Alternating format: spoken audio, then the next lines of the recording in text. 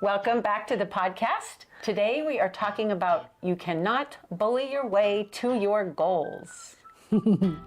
Welcome to the Shift Happens podcast about navigating the lighter side of life's challenges. I'm Robin McIntire, your life and transitions coach. And I'm Monique Eckes, question asker. I love that. All right, so Robin, tell us, what do you mean? Like, can't bully your way to your goals? I think a lot of people, especially women, are really familiar with this. So it really comes down to, well, if I ease up on myself, if I'm kind to myself, if I don't really do this, then I'm just going to not take my goal serious, or I'm going to go too easy on myself. This came up a lot when I was doing personal training, especially again with women. We're just like that. Put perfectionists in the mix and it's even more so. So it's like, Robin, then I'm just going to go off the rails and do whatever I want if I'm being nice to myself. So it's that like inner critic kind of a thing? Very much inner critic. And it can sound different, right? Some of us have a really mean inner critic. I had a mean inner critic back in the day. And it takes a lot of work, a lot of self-awareness. And then she can also be a little sneaky. And I think we've talked about the differences in when I first met you, you didn't come across as someone that was just really hard on yourself in a bad way. Right. But how did you explain it to me? Like when it comes to my business? Yeah. Yeah. So I'm more of, if I slow down, then maybe I'll never restart. Yeah. I will lose that momentum if I slow down or pause at all. Yeah. And that's more of my kind of inner critic, not like someone just being super mean to me all the time. Yeah. But I think a lot of people deal with being really mean. And I think I've had those moments in my life too. Yeah. Yeah. I'm so happy for you that you have not had the real mean one, because she can be really crazy. So when we are self-critical, when we do a lot of listening to our inner critic and start believing her, it really adds to our resistance when we're trying to reach for a goal. Okay, keep going. Okay. So it's like hanging out with a mean cheerleader. I shouldn't even call her a cheerleader, but you're hanging out with someone that's supposed to be, locking arms with that part of you. Watch the mic. You're locking arms with that part of you, and it's almost like you're shoveling uphill, you're swimming against the current, right? Okay. So you really have something you want to do, and a big part of you really believes you can have it, and then you have this heavy weight pulling on you all the time, saying either you can't do it, or you're not good enough, or you screwed up yesterday or 5 minutes ago, so you might as well throw in the towel. So you've always got that kind of split energy going on. And if we can just find a little grace for ourselves, and we're not trying to get rid of our inner critic, it's part of who we are. Yeah. We want to get really good at recognizing what she's doing and what she's saying. So it's also knowing the difference between when our brain is just trying to keep us safe, right? So it's telling you all the reasons why you can't do this. Yeah. Because our brain doesn't like change, or whether it's something legit. Excuse me. So just having who wants to hang out with somebody that's working against you? So that's what I mean by adding resistance to whatever it is we're trying to do. Yeah. Okay, so then, so I'm super visual, right? Yes. So it's kind of like that tug of war a little bit, like you're spending so much energy listening to this inner critic that you never get to your goals. Yeah. Is that kind of what you're saying? It can totally do that. It's like self-sabotage. Okay. Yeah. So it can mess with our confidence, right? You have a good day, you're being good, you did what you said you're going to do, everything's good, and then you have a day that's not good, inner critic pipes up, and then there goes your belief. So it's just like climbing a mountain with a really heavy backpack, pretty much, and just being really careful not to listen to her. Yeah.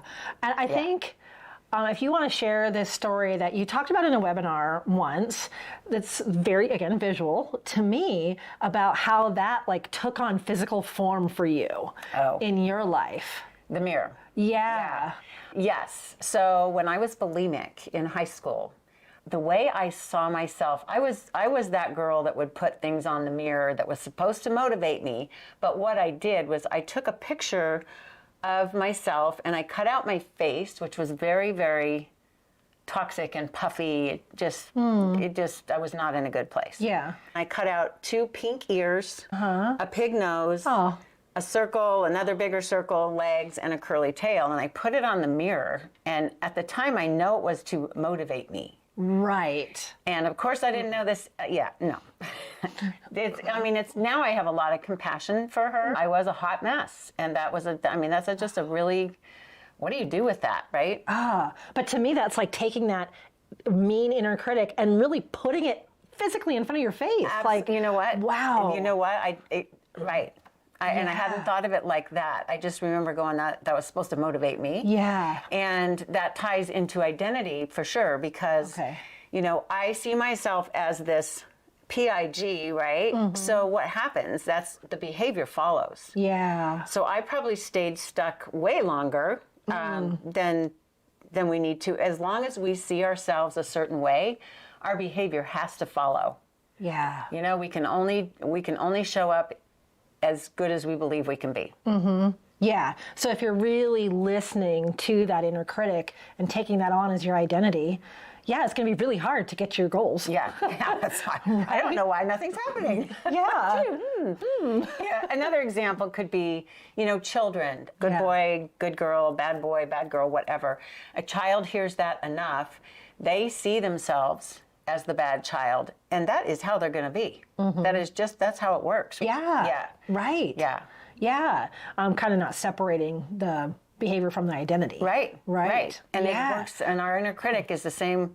We have to really keep an eye on her. Yes. So I say befriend her. Okay. Befriend her. Befriend your inner critic. Well, because also, like you said at the beginning, a lot of us just want to get the inner critic out, but it's never going to totally go away. Like, we're human. Yeah. Right?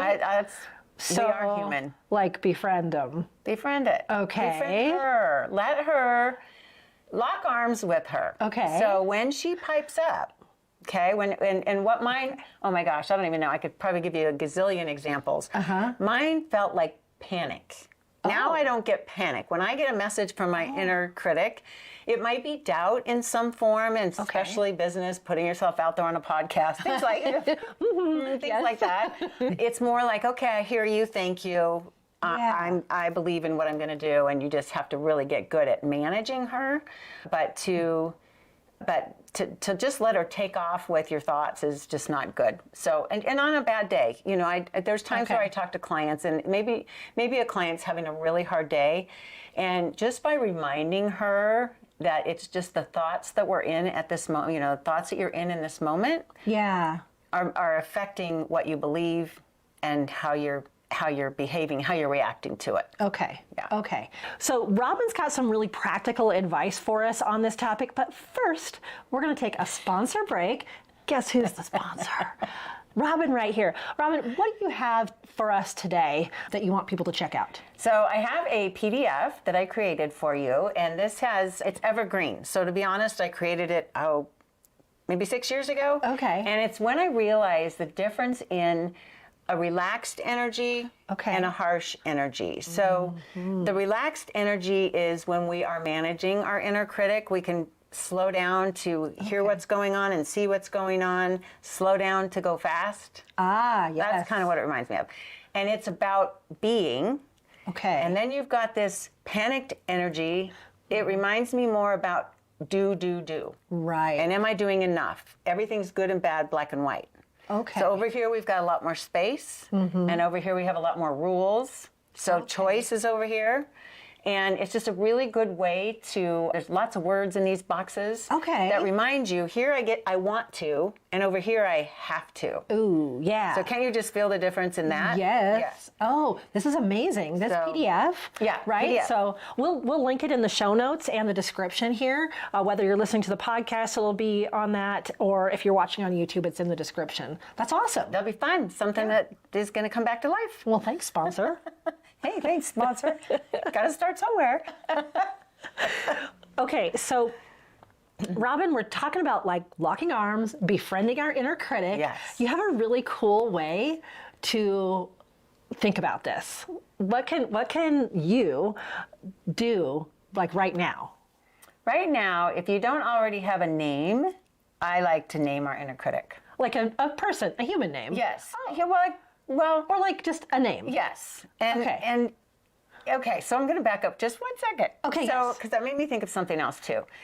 When my higher self is saying, Robin, you've scrolled Facebook for 10 minutes, get off your bum, So instead of saying, you piece of, or you lazy, or you, something like that, I have an endearing name that came from my dad. Aw. He used to call me Robs or Robbie. Aw. So I let his voice pop in and say, hey, Robs, it's time to get up. So it's a whole different thing than get off your ASS. Oh, the mean cheerleader. It's someone else. Yeah. So it's not really the inner critic, but it's the side of us that needs the support. It's the one that needs to stand up to the inner critic, but also accept love from the inner critic, if that makes sense. It's we're all it's all of us, right? Yeah. Yeah. There's a wholeness cool. thing going on. So what would you call yours? Yeah, what would you call yours? Yeah, right? Say you're having a hard day. Someone in your brain is like, oh, you can't do this or whatever, right? Yeah. Instead, you can listen to Your endearing name. that Aw. someone you love would call you. Like, it might already be a nickname you already have. Yeah. So, but my dad's been gone a long time. I loved my dad. I adored my dad. And my dad adored me. Yeah. So that was just it's a loving way to remind myself that I'm deserving of that sweet voice. That's awesome. Oh, okay. We would love to hear what you choose. You can put it in the comments of YouTube. Please do. Or send us an email. Yeah. I mean, that would be super fun. Yeah, I would love to know your name. So we're not really naming the inner critic, but the part of you that needs some love from your inner critic. Yeah. Or that if the inner critic's really trying to poke you into the goal, what can she be calling you instead of what she normally does? Okay. I'm going to put some thought to this. Okay. Yeah. I don't mind yet, but I don't know. Okay. Yeah. Next session, but maybe we could talk about that. I love it. All right. Gosh, well, so thanks so much for listening to the podcast today. Remember, shift happens. Shift happens. But Robin's here to help you with it. I am, and I want you to befriend, not berate yourself. Yes, thank you. Yeah.